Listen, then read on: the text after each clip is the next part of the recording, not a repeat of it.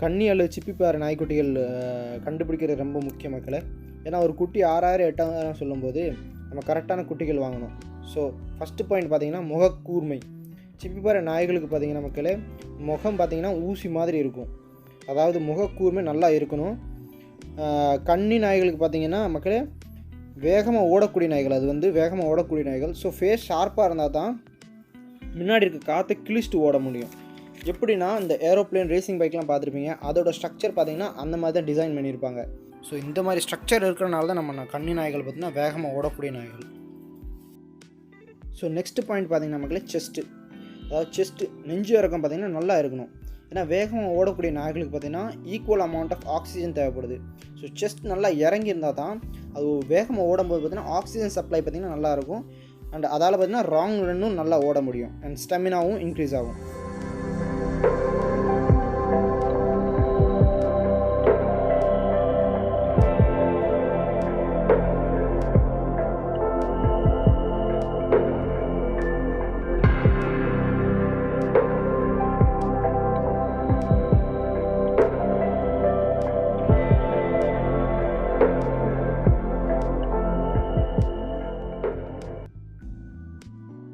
Third point பார்த்திங்கன்னா மக்களே கால், அதாவது லெக். கால் பார்த்திங்கன்னா நல்லா ஸ்ட்ராங் மசில்டோடு இருக்கணும். நல்லா பெரிய கால் இருக்கணும்னு தேவையில்லை. ஏன்னா மீடியம் இருந்தாலே போதும். ஹண்டிக்கு நல்லா சூப்பராக இருக்கும். ஹைட்டாக இருந்துச்சுன்னா அது வந்து ரன்னிங், அதாவது ரேசிங்க்கு சூப்பராக இருக்கும்.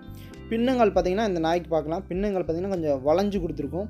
இப்படி இருக்கிற நாய்கள் பார்த்திங்கன்னா களத்தில் நல்லா ஓடக்கூடிய நாய்கள். நெக்ஸ்ட் பாயிண்ட் பார்த்திங்கன்னா மக்களே பாடி ஸ்ட்ரக்சர்.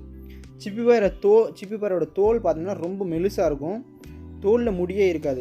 ஏன்னா ரன்னிங் ஒரு ஹண்டிங் பண்ணுற நாய் பார்த்திங்கன்னா, வேட்டையாடுற நாய்கள் பார்த்திங்கன்னா பண்ணும்போது ஹீட் அதிகமாக ஜென்ரேட் ஆகும்.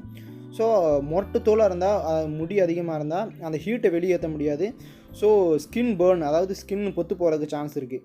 ஸோ நீங்கள் குட்டி வாங்கும்போது அதோட தோல் வந்து பார்த்திங்கன்னா மெலிசாக இருக்கணும். அல்லது பெரிய நாய் வந்தீங்கன்னாலும் தோல் பார்த்திங்கன்னா ரொம்ப மெலிசாக இருக்கும். அப்படி உள்ள நாய்களை பார்த்து வாங்கணும்.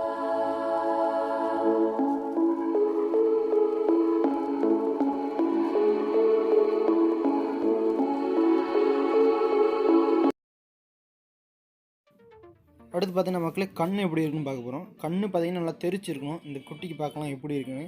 இப்படி கண் இருந்துச்சுன்னா பார்த்திங்கன்னா காவலுக்கும் நல்லாயிருக்கும், வேட்டைக்களத்துலேயும் நல்லாயிருக்கும். அடுத்து பார்த்திங்கன்னா நாயோட கால் நெகம் பார்த்திங்கன்னா ஏற்பட்ட கலரில் இருக்கும். இருந்தாலும் அந்த கருநக நாய் வந்து நல்லா களத்தில் ஓடக்கூடிய நாய்கள். நெக்ஸ்ட் பாயிண்ட் என்னென்னு பார்த்திங்கன்னா மக்களே அதோட டெய்ல், அதாவது வால் பார்த்திங்கன்னா நல்லா ஷார்ப்பாக இருக்கணும். சாட்டை வால்னு சொல்லுவாங்க எங்கள் ஊரில். ஸ்டார்டிங் பார்த்திங்கன்னா நல்லா தடியாக தான் இருக்கும். போக போக பார்த்திங்கன்னா நல்லா ஷார்ப்பாக இருக்கும். அண்டு வால் ஃபுல்லாக பார்த்திங்கன்னா மக்களே நல்லா கணுவாக இருக்கும். அதாவது முடிச்சா இருக்கும்.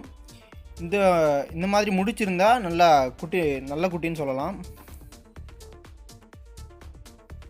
இந்த மாதிரி வேட்டை நாய்களுக்கு பார்த்திங்கன்னா எதுக்கு இந்த ஷார்ப்னஸ் இருக்குன்னா, ஸ்பீடாக ஓடும்போது வேட்டையாடும்போது பார்த்திங்கன்னா ஒரு ட்ராக் ஃபோர்ஸ் பின்னாடி க்ரியேட் பண்ணுவோம். ஏரோப்ளேனுக்கு எப்படி ட்ராக் ஃபோர்ஸ் க்ரியேட் ஆகுது, அதே மாதிரி இந்த ஸ்பீடாக ஓடக்கூடிய நாய்களுக்கு பார்த்திங்கன்னா பின்னாடி ட்ராக் ஃபோர்ஸ் க்ரியேட் ஆகும்.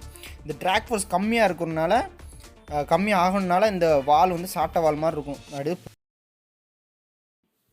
ஸோ மக்களே நம்ம முன்னோர்கள் பார்த்திங்கன்னா கரெக்டான ப்ரீடு கரெக்டான சிச்சுவேஷனுக்கு, அதாவது கரெக்டான யூஸுக்கு தான் பயன்படுத்தியிருக்காங்க. ஸோ நம்ம தான் அதை மிக்ஸ் ப்ரீட் பண்ணி எடுத்து வச்சுருக்கோம். கன்னி மற்றும் சிப்பிப்பாறை நாய்கள் பார்த்திங்கன்னா வேகமாக ஓடக்கூடிய நாய்கள். ஸோ சின்ன விலங்குகள், அதாவது வேகமாக ஓடக்கூடிய விலங்குகளை வேட்டையாடுறதுக்கு பயன்படுத்தினாங்க. கோம்பை மற்றும் ராஜபாளையம் போன்ற முரட்டு நாய்கள் பார்த்திங்கன்னா பெரிய விலங்கு வேட்டையாடுறதுக்கு. ஸோ இது ரெண்டையும் கம்பேர் பண்ணக்கூடாது நம்ம. ஏன்னா அதாவது தனித்துவத்தில் அது சிறந்தது. இப்போ ஒரு 4 கோம்பை நாய்கள் சேர்ந்து ஒரு சின்ன விலங்கு வேட்டையாடக்கூடிய நாய்கள் தான். அதே மாதிரி 4 கன்னி நாய்கள் சேர்ந்து ஒரு பெரிய விலங்கு வேட்டையாடக்கூடிய நாய்கள் தான். ஆனால் தனித்துவத்தில் அதுக்கு சிறந்தது. ஸோ இந்த வீடியோ கண்டிப்பாக பிடிச்சிருக்குன்னு நம்புகிறோம். இந்த வீடியோ பிடிச்சிருந்தால் மறக்காமல் நம்ம சேனலுக்கு சப்ஸ்கிரைப் பண்ணிடுங்க. பக்கத்தில் இருக்க பெல் பட்டன் இருக்கும், மறக்காமல் கிளிக் பண்ணிடுங்க. ஏன்னா நாங்கள் அடுத்த வீடியோ போட்டால் உங்களுக்கு கண்டிப்பாக நோட்டிஃபிகேஷன் வரும். ஸோ அதனால் மறக்காமல் அந்த பெல் பட்டனையும் கிளிக் பண்ணிடுங்க.